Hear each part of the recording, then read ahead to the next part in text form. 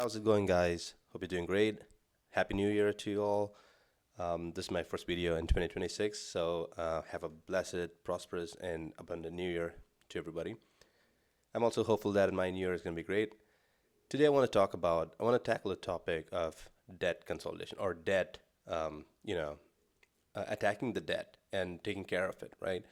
So there's a major thing, there's a debate going on between whether you should do a debt snowball or a debt avalanche to make sure you take the right approach in clearing your debts. So let's assume we are having some debt, right? If we don't have any debt, any form of debt, then congratulations, that's a great start, right? But if you're having some sort of debt, and it's not a like an uncommon thing, right? Most of the Americans have debt, so it's like if you're having some sort of debt and if you want to clear it, then which one is the best way to go? Like, is that a snowball or avalanche? So, right off the bat, I want to differentiate what are these two different different terminologies, or what are the different concepts between snowball and avalanche, right? And this I'm looking at from my own blog. This is a blog that I wrote, and the address of the blog is wealthlemonade.com, so you can go check it out. There's a bunch of topics that I talk about in that blog. I also have some YouTube videos on it. I have links from this, from the blog to the YouTube videos. You can go check it out. But I want to just talk about, what are these two items? Now, snowball to start with. Now, just to give you a rough idea or a rough high level differentiation, snowball means tackling the smallest debt that you have, regardless of the interest percentage, right? You have like consumer debt, you have credit cards, you have let's say mortgage and car payments or whatever debt is, right? Tackling the smallest debt first and clearing that up before going to the next biggest debt is what we look at in snowball. And avalanche is tackling the debt that has the biggest interest on it.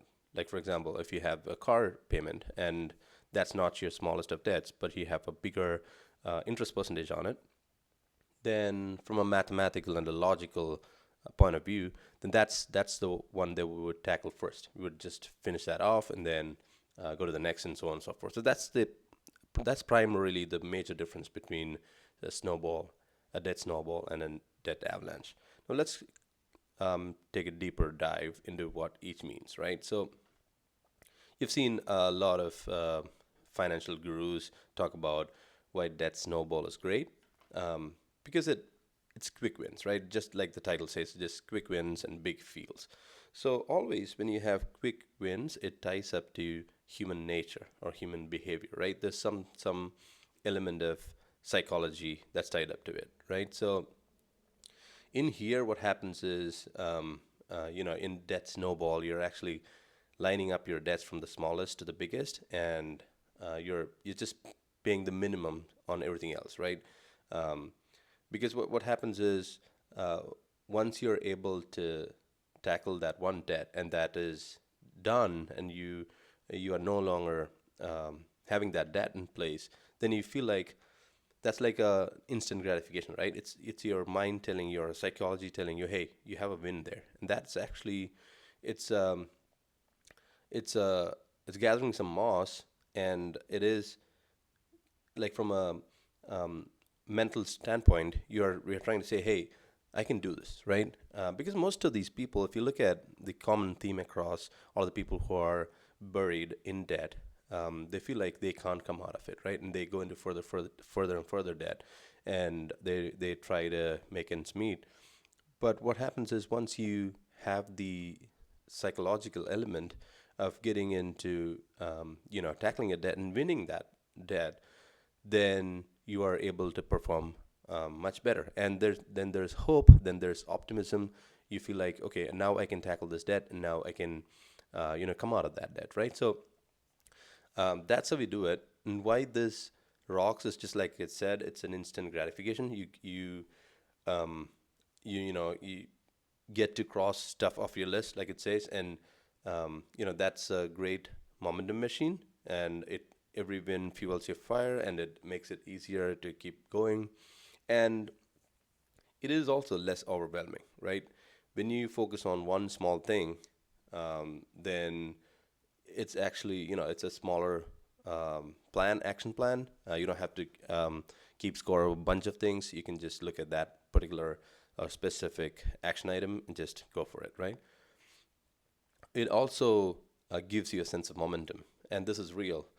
Um, why it's not, for some people, why it might not work is, the interest monster lurks. So this is not the best mathematical formula. Logically, if you look at it, if you go into Debt Snowball, and if you keep your, debts or the loans and whatever you have, that are having higher interest, what happens is you'll end up losing some money in the process. Like in 5 years, 10 years, if you still have those high interest loans there, you might lose some dollars there, right?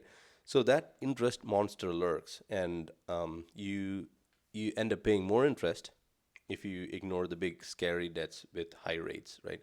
Always the idea is to pay the minimum portion to all of the debts, regardless, right?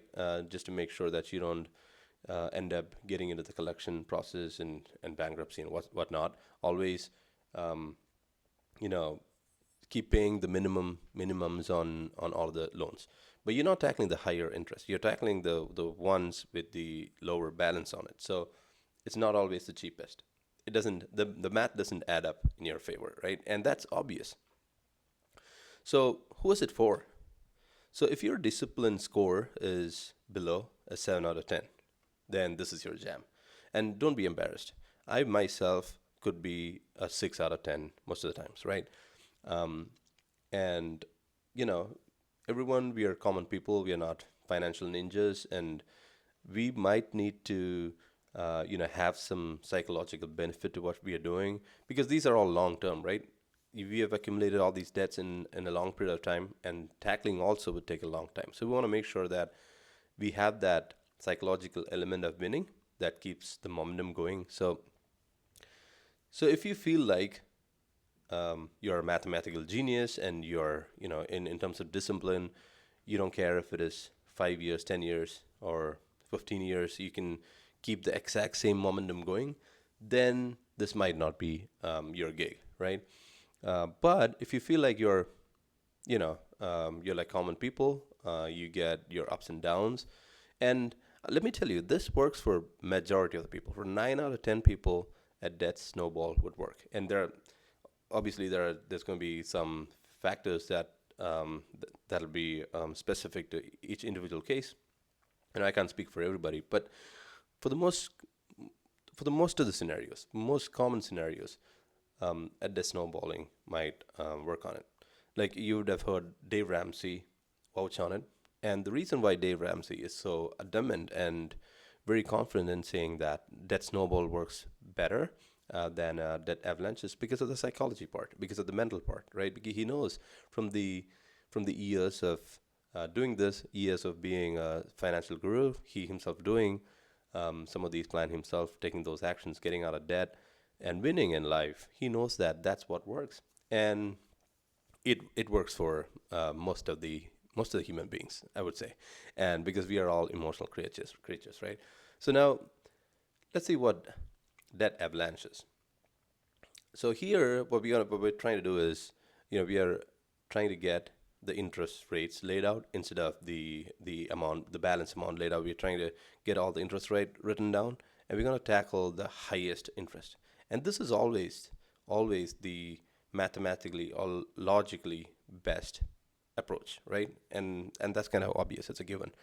It's like, once you tackle the higher interest one, then you go to the next, and in the like if it were like set in an automatic process in a span of 10 years or 15 years, then you would win by a huge margin. In this case, in this approach, you'd win by a huge margin because you know that mathematically tackling your highest interest is the winner, right? Because everybody talks about, even Einstein and Warren Buffett. Everybody talks about compound interest, right? And why compound interest is the eighth wonder of the world? It's because you have smaller amounts that comes in the mix and it becomes like a huge amount, right? So it's the same thing. Like that's talked about in terms of investing. But when we look at the debt part also, it's the same thing, right? Compound interest, little by little, it adds up. So if you are keeping your higher interest rates without paying, then it adds up and becomes like a huge sum. In this case, you're paying off your higher interest. Now the problem with that is you don't have any kick out of it, right? It's a very boring process. So um, you don't have like the smaller loans like you talk about. Let's say if your smaller loan is a car payment and you have like $2,000 on it, and your credit card is, let's say, $20,000. Now in Debt Snowball, like, and interest rates also, like your car payment interest, let's say, just for example purpose, right? Your car payment interest is, let's say, 2%, and your credit card payment interest is like, let's say, 20%, right? In a snowball method, you would just pay off your car payment first because it's 2%. But in avalanche method that we talked about here, you would not look at a car payment. You are taking a portion of your income and saving it and investing in your credit card payments. What happens is now you don't have um, the lower amount paid off, right? It is sitting there for some time, and you have to get the $20,000 done before even going back to the car payment, right? So it is going to sit there for some time, and you don't have that mental gratification, right? You don't have that the process of, hey, have this momentum going, because $20,000 might take a long time for you to pay off, and till this time your car payment is just sitting there. It's just 2,000, right? So mathematically, maybe after 2 years, 3 years, you're able to pay both of it off, and you would have saved a lot of money in interest, right? That's the avalanche method. But the problem is, for most people, just saving the money might not matter. You might lose track in like lose track midway, and you might lose interest, and you just give up, right? So that's where debt snowball comes in. So here, if you look at it, White Rocks, Avalanche, it's an interest assassin. It has bigger savings. It's an efficiency champ. Why it's not rocking is because delayed gratification, right? Because just like I said, um, you're not seeing the smaller wins right now, and there's a huge lot of discipline is required. So you got to be a seven or above, and seven or above, not just today. You might, like, it's New Year's, guys, so you have a kick in you, and you have resolutions to take care of your finances today. But how is it going after a month from now, 6 months from now, a year from now, in 5 years, 10 years? Because this is a game you got to keep on playing. It's a long term game. So if you're a self-proclaimed disciplined dynamo, right? And I used to call myself that. Some of the experts like Susie Orman or some of those folks who are really into the mathematics of stuff, logical stuff. They swear by this concept. They're like, okay, let's go for the avalanche method and not the debt snowball method. And they're right in terms of numbers. And I myself felt like I'm more like a 7 or 8 most of the time with the financial matters, and I can stick with the discipline over a long period of time. When it comes to paying off your mortgage or whether investing that money and all of that, I would almost always choose debt avalanche, right, from a logical standpoint. But lately, I have kind of switched gears. Lately, I kind of see myself gearing more towards a debt snowball because I can see the wins. One thing that Dave Ramsey says in his videos, in his messages, that once you have all your debt paid off, even though it's not the most mathematically correct way to do it, once you have your debt paid off, you feel like Superman, right? Now, you might have a few dollars lesser in bank at that moment, but now you don't have the debt, so you don't feel chained. You're not taking risks anymore. So now you could take um, you know y- any type of risk that you want in terms of business, or you can, because right now you're free, and the mindset and the energy with which you operate completely differ. So some of the rules that I kind of operate with is like, if your interest rates are pretty similar, then Snowball is your best friend. If it is not, there's like a huge difference, and you're burying in the interest rate of a loan, then Avalanche method could work best for you. Now each person's, like I said, each person's situation is different, so you might have to crunch your numbers and see which one works out best for you. Either way, like I confess that I'm an Avalanche addict because that works out, and my situations are that I can see the results in a few years. But if you feel like you might be better off doing the Snowball, go for it. If you feel like you're better off doing the Avalanche, go for it. But what matters most is what's your plan and what are you willing to do, right? You're you're going to be tracking your progress. You're going to stick with your plan and be accountable for it and don't give up. And like I said, there's no one size fit all. So you have to look at what works best for you and then keep on sticking with your action plan until you make it. Right. So again, a disclaimer. This is for an entertainment and educational purpose only. It's not a financial advice. Always consult a qualified professional before making any money moves. And if you're a 10 on the discipline scale, give yourself a high five. All right? Okay. All the best to you for your financial journey. Let all your debts clear pretty soon. All right, guys. Good luck.